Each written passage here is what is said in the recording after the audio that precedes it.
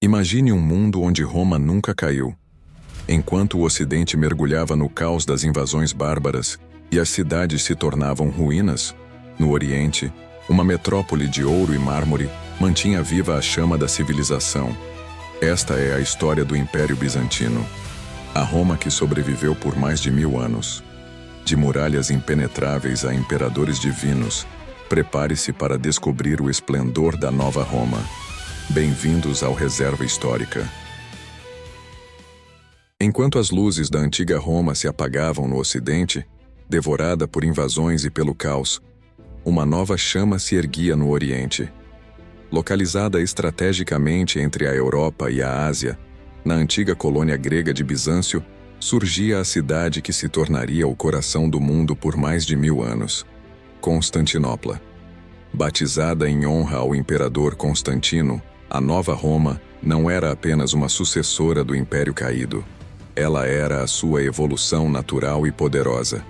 Enquanto o resto da Europa se fragmentava em pequenos reinos bárbaros e vilas isoladas, Constantinopla florescia como uma metrópole de mármore e ouro, protegida por muralhas que muitos julgavam ser obra de anjos. O Império Bizantino foi a Roma que sobreviveu. Eles não se chamavam de bizantinos, mas de romanos. Falavam o grego, mas mantinham o direito à organização e o orgulho das legiões. Era o ponto onde o comércio da seda encontrava a filosofia clássica. O segredo de sua longevidade estava no controle do Bósforo, a passagem de água que conectava o Mar Negro ao Mediterrâneo. Quem dominasse esse ponto, dominava a riqueza do mundo. Bizâncio resistiu a cercos impossíveis e manteve acesa a tocha da civilização clássica, enquanto o Ocidente mergulhava na ruralização. Neste capítulo, vamos entender como essa potência se consolidou. Bem-vindos ao esplendor de Bizâncio, a joia eterna do Oriente.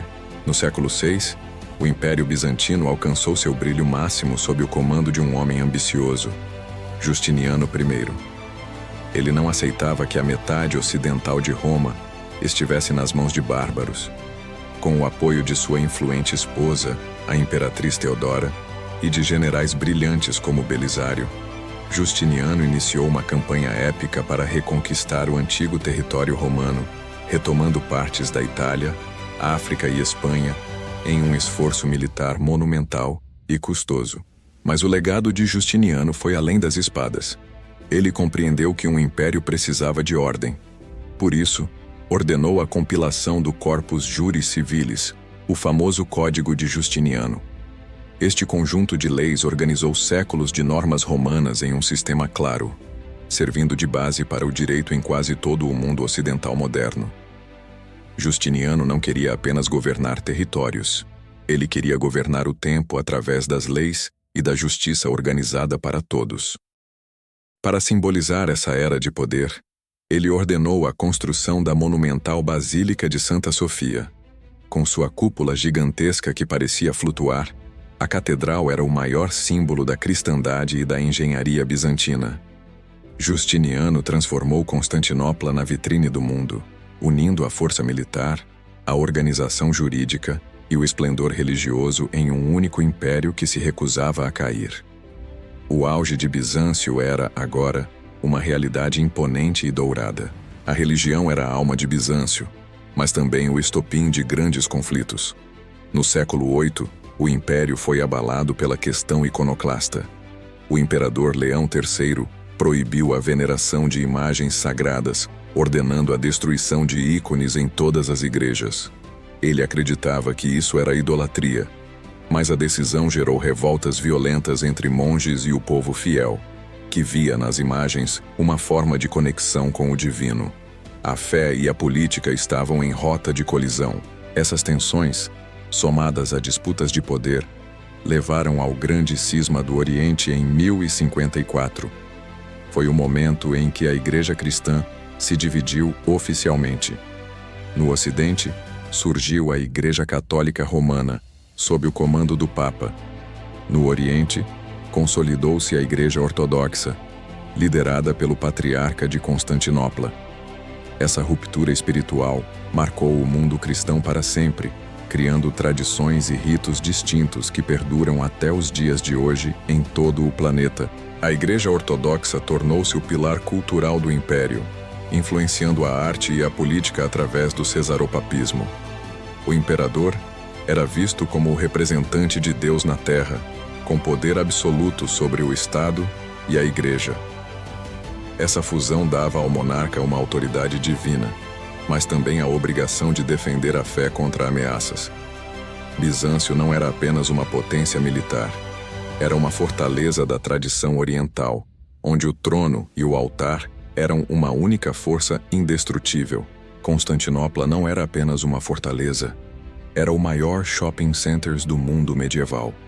Graças à sua localização, a cidade era o terminal ocidental da lendária Rota da Seda. Caravanas vindas da China e da Índia traziam especiarias, pedras preciosas e tecidos finos que só podiam ser encontrados ali. O Império mantinha o monopólio da produção de seda na Europa, após monges contrabandearam ovos de bicho da seda do Oriente em cajados ocos, uma espionagem que mudou a história. A moeda bizantina, o soldo de ouro, era o dólar da Idade Média. Aceita em todo o Mediterrâneo, ela garantia a estabilidade de um comércio vibrante.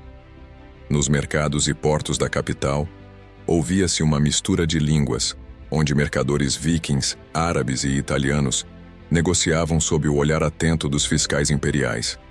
O Estado controlava tudo rigorosamente, desde os preços até a qualidade dos produtos, garantindo que a riqueza sempre fluísse para os cofres do imperador em Constantinopla. O luxo bizantino refletia-se em banquetes ostensivos e roupas bordadas com fios de ouro e pérolas. Enquanto o Ocidente vivia de forma rústica, os bizantinos desfrutavam de banhos públicos, aquedutos complexos e o hipódromo, onde as corridas de cavalos paravam a cidade.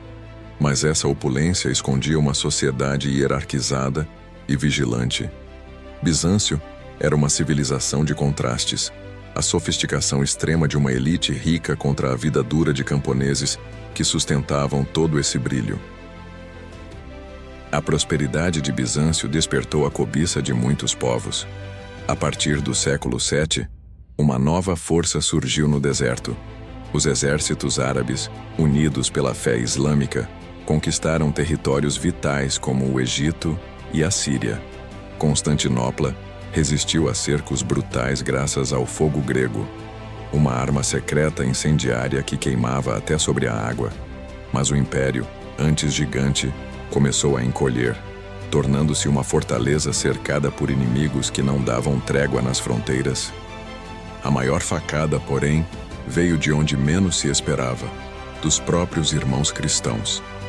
Durante a Quarta Cruzada, em 1204, os cavaleiros ocidentais, em vez de seguirem para a Terra Santa, desviaram seu caminho e saquearam Constantinopla.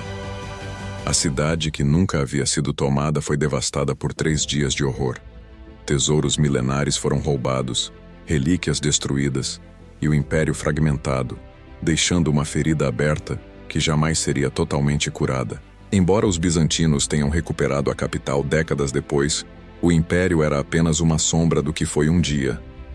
A economia estava arruinada, o território limitado aos arredores da cidade e a população drasticamente reduzida.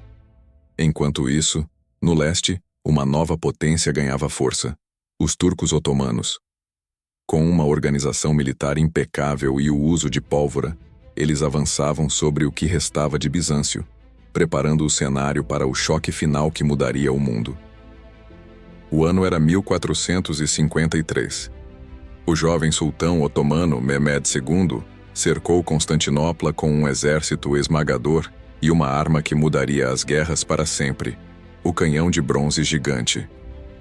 Por semanas, as muralhas de Teodósio, que resistiram por 1000 anos, foram castigadas por bolas de pedra maciças. Dentro da cidade, o último imperador romano, Constantino XI, liderava uma defesa desesperada, sabendo que o destino de Roma estava chegando ao fim. No dia 29 de maio, após um cerco exaustivo, as defesas finalmente cederam. Os janízaros otomanos invadiram as brechas das muralhas, e o pavilhão otomano foi erguido sobre as torres da cidade. O imperador desapareceu no meio do combate, lutando como um soldado comum. Constantinopla, a joia do Oriente, agora era Istambul. A queda da cidade enviou ondas de choque por toda a Europa, forçando navegadores a buscar novas rotas comerciais pelos oceanos. Com a queda de Bizâncio, os sábios gregos fugiram para a Itália levando manuscritos antigos, o que ajudou a inflamar o Renascimento. O Império Romano, que começou com Rômulo, terminava agora com outro Constantino. Mas o legado bizantino não morreu. Ele vive na arquitetura, no direito e na fé ortodoxa. Encerramos aqui nossa jornada pela Roma do Oriente, uma civilização que brilhou intensamente enquanto o mundo ao seu redor estava mergulhado na escuridão profunda. O Império Bizantino desapareceu dos mapas, mas sua alma continua viva em cada lei que seguimos e em cada página de nossa cultura ocidental. Se você chegou até aqui, agora entende que Roma não caiu apenas uma vez. Ela se transformou. Se este vídeo te ajudou a desvendar os mistérios da Nova Roma, não esqueça de deixar seu like e se inscrever no Reserva Histórica. No nosso próximo encontro, vamos cruzar o oceano e entender o nascimento de uma nova era. Até lá!